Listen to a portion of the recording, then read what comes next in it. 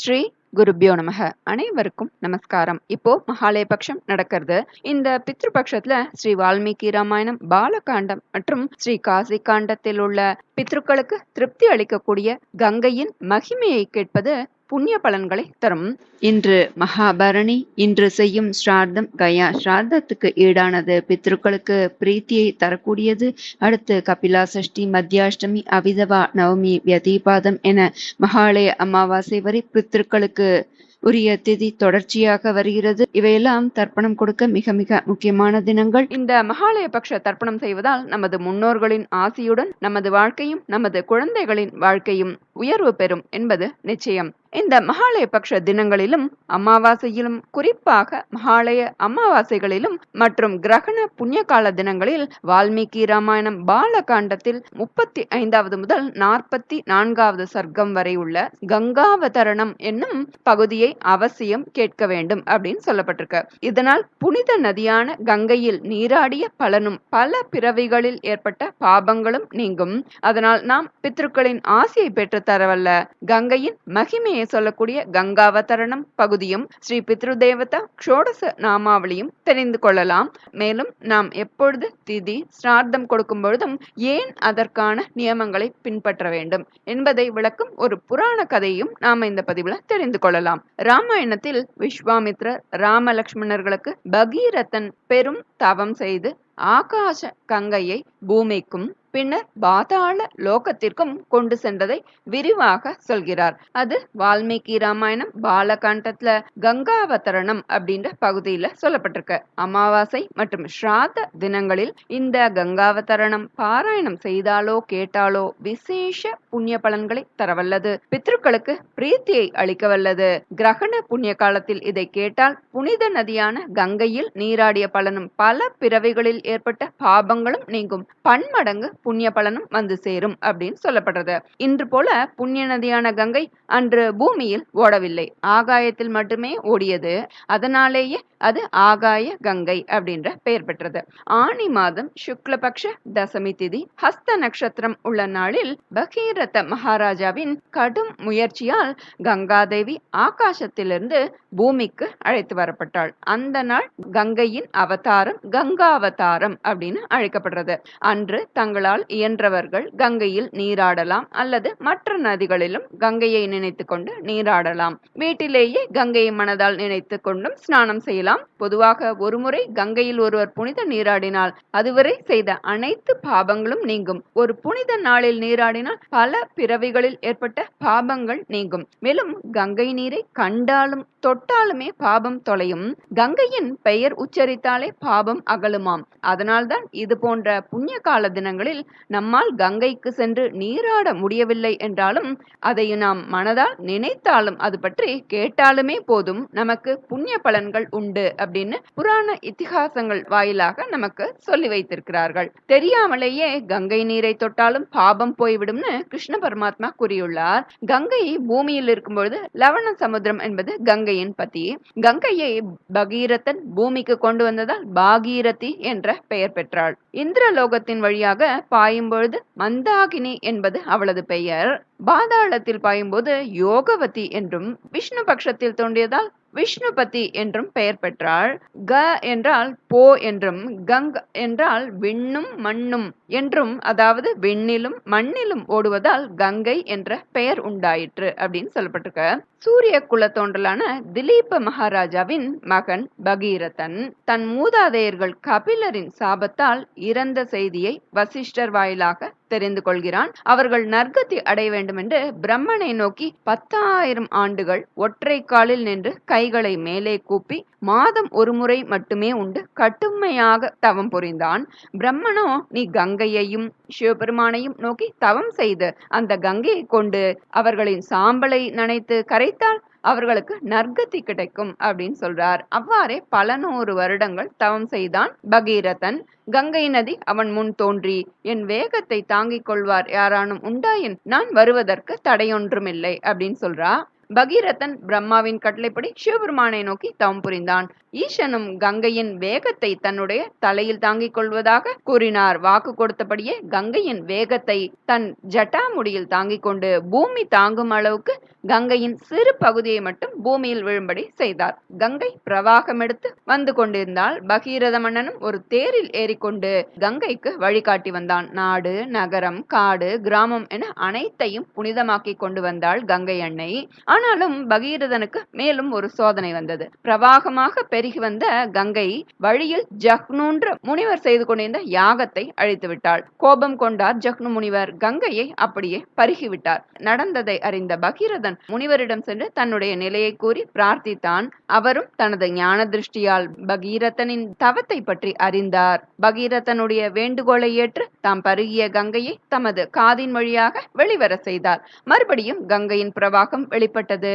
ஜக்னு முனிவரின் காதின் வழியாக வெளிப்பட்டதால் ஜானவி அப்படின்னு கங்கை இன்னொரு பெயரும் பெற்றாள். பகீரதனது தேரின் பின்னாலேயே வந்தாள் கங்கை.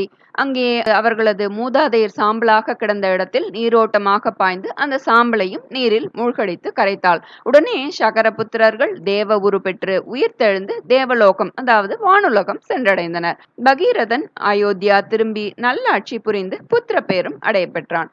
பகீரதனின் விடாமுயற்சி மற்றும் மன உறுதி பற்றிய இந்த நிகழ்ச்சியை விஸ்வாமித்ரர் ராமபிரானுக்கு எடுத்து கூறினார். அதன் மூலம் தன்னம்பிக்கையும் விடாமுயற்சியும் இருந்துவிட்டால் ஒருவர் எத்தனை சோதனைகள் ஏற்பட்டாலும் அவற்றை பொருட்படுத்தாமல் விடாமுயற்சியுடன் தனது லட்சியத்தை அடைவது உறுதி என்பதை நாம் இதன் மூலம் தெரிந்து கொள்ளலாம். இதை ஒருவர் இந்த புண்ணிய தினங்களில் கேட்பதால் பித்ருக்களின் ஆசி பெறுவதுடன் அவர்களுக்கு தன்னம்பிக்கையும் அதிகரிக்கும். தேவ, பூத்த, ரிஷி, பித்ரு, வேத யாகங்களில் பித்ருக்களுக்கான யாகமே மிக சிறப்பானது அப்படின்னு சொல்லப்பட்டிருக்கு. இதற்குண்டான திதி தர்ப்பணம் என்னும் வகையில் நீர்நிலைகளில் மற்றும் சமுத்திரங்களில் செய்வது மிக மிக விசேஷமானது. பகீரதனது வேண்டுதலுக்காக அவனது முன்னோர்களது பாபத்தை அழித்து அவர்களுக்கு நற்கதியை கொடுக்கவே கங்கா மாதா பூமிக்கு வந்தாள். பகீரதனின் வேண்டுகோளை நிறைவேற்றினாள் அன்னை. இந்த பூவுலகம் இருக்கும் வரை நீங்கள் செய்த நற்காரியத்திற்காக இனி எப்போதும் உங்களை சாட்சி வைத்து பித்ரு காரியங்கள் நடைபெறும்.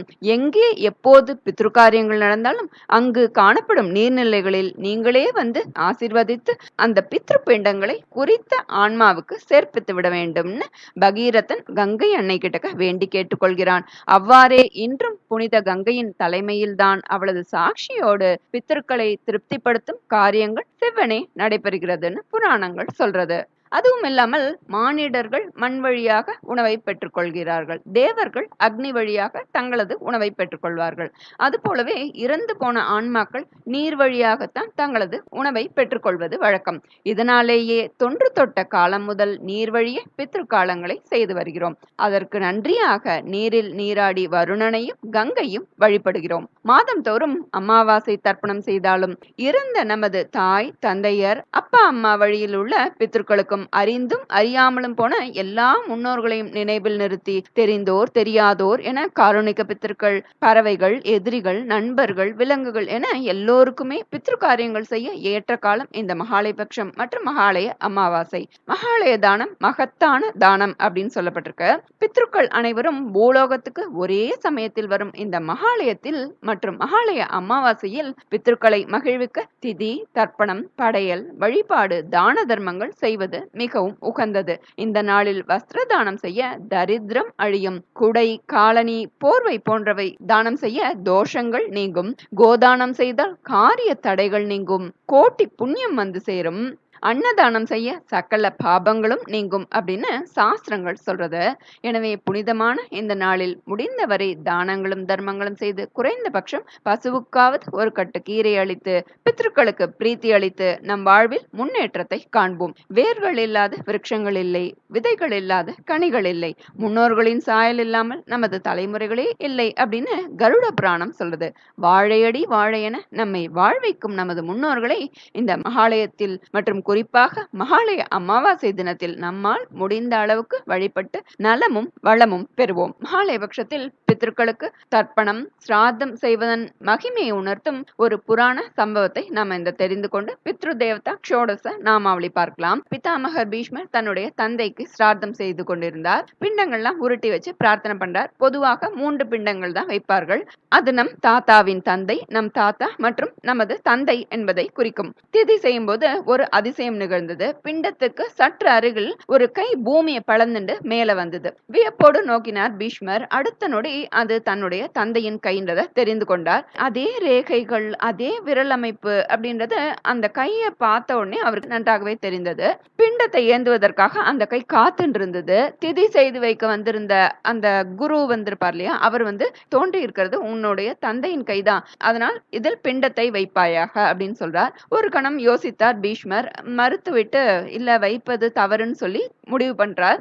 அப்பொழுது பிரத்யட்சமாக அவருடைய தந்தை சந்தனு தோன்றினார். முழு உருவோடு தோன்றிய அவருடைய தந்தையை வணங்கினார் பீஷ்ம பிதாமகர். இப்பொழுது சந்தனு சொல்றார், என்னுடைய கைகளை பார்த்த மாத்திரத்துல எங்கேயான உணர்ச்சி வசப்பட்டு நேரடியா நீ என்னோட கையில தந்துட போறியோன்னு நினைச்சேன்.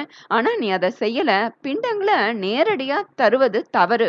அது பித்ரு தேவதைகள் மூலமாகத்தான் எங்களுக்கு வந்து சேரணும் அப்படின்ற திதியின் சரியான நியமத்தை நீ புரிஞ்சு வச்சுருக்க. மேலும் நீ வாழ்நாள் முழுவதும் மகிழ்ச்சியோடும் நீயே விரும்பும் பொழுது மட்டும்தான் உனக்கு இறப்பும் வரும் அப்படின்ற வரங்களை தந்து மறைந்து விடுகிறார்.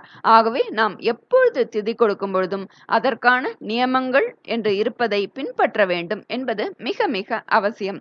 ஒரு தேவதா காரியமானாலும் கூட அதில் ஏற்ற இறக்கங்கள் இருந்தால் இறைவன் நம்மை கோபிப்பதில்லை. ஆனால் பித்ரு காரியங்கள் செய்யும்போது நம்முடைய முன்னோர்கள் அதை பெற்றுக்கொள்ள ஒருபோதும் வருவதில்லை. அதற்கு மாறாக இறைவனால் அனுப்பி வைக்கப்பட்ட பித்ரு தேவதைகள் தான் நாம் தரும் இந்த பிண்டங்கள் மற்றும் தான பொருட்களை பெற்றுக்கொண்டு அதன் பிறகு அதை நம்முடைய பித்ருக்களான முன்னோர்களுக்கு சேர்த்து அவர்கள் மூலமாக நமது புண்ணிய பலன்களை தருகிறார்கள். அதனால நான் இந்த வருடம் என்னால திதி கொடுக்க முடியல, நான் திதி கொடுக்கல, அதற்கு பதிலாக வர வழியில ஒரு வயோதிக பெரியவருக்கு சாப்பாடு உணவளித்து விட்டேன் அல்லது அனாதை ஆசிரமத்துக்கு முதியோர் இல்லத்துக்கு நான் அளித்து விட்டேன்னு சொன்னால் அதுவும் இதுவும் சமமாகாது. வயோதிக பெரியவருக்கு உணவளித்தால் அல்லது ஆசிரமங்களுக்கு கொடுத்தால் தவறில்லை. அது திதி கொடுக்கும் நாளில் கூட செய்யலாம், அதற்கு புண்ணியம் உண்டு. ஆனால் திதி கொடுக்க வேண்டும் என்று இருக்கிற அந்த நியமத்தை நாம் விடக்கூடாது என்பதுதான் இந்த நிகழ்வின் மூலம் நாம் அறிந்து கொள்ள வேண்டிய செய்தி. நாம இப்ப பித்ரு தேவதா நாமாவளியை பார்க்கலாம். ஸ்ரீ பித்ரு தேவதா ஷோடச நாமாவளி. ஓம் ஸ்ரீ பித்ரே நமக. ஓம் ஸ்ரீ மாத்ரே நமக. ஓம் ஸ்ரீ பிதாமகாய நமக. ஓம் ஸ்ரீ பிதாமஹ்யை நமக. ஓம் ஸ்ரீ பிரபிதாமகாய நமக. ஓம் ஸ்ரீ பிரபிதாமஹ்யை நமக. ஓம் ஸ்ரீ மாதாமகாய நமக. ஓம் ஸ்ரீ மாதாமஹ்யை நமக. ஓம் ஸ்ரீ மாது பிதாமகாய நமக. ஓம் ஸ்ரீ மாது பிதாமஹ்யை நமக. ஓம் ஸ்ரீ மாது பிரபிதாமகாய நமக. ஓம் ஸ்ரீ மாது பிரபிதாமஹ்யை நமக. ஓம் ஸ்ரீ வசுருத்ர ஆதித்யாய நமக. ஓம் ஸ்ரீ ஸ்வதாயை ஸ்வாகாயை நமக. ஓம் ஸ்ரீ காருண்ய பித்ருதேவதாப்யோ நமக. ஓம் ஸ்ரீ சர்வ பித்ருதேவதாப்யோ நமோ நமக. ஓம் ஸ்ரீ சர்வ பித்ருதேவதாப்யோ நமோ நமக. நமோ நமக. நமோ நமக. இந்த மகாலயம் என்னும் பித்ருபக்ஷத்தில் நமது முன்னோர்களுக்கான திதி தர்ப்பணங்களை சரிவர கொடுத்து பித்ருக்களின் ஆசியை பெற்று சந்ததி சிறக்க செய்வோம். நல்லதே நடக்கும். நமஸ்காரம்.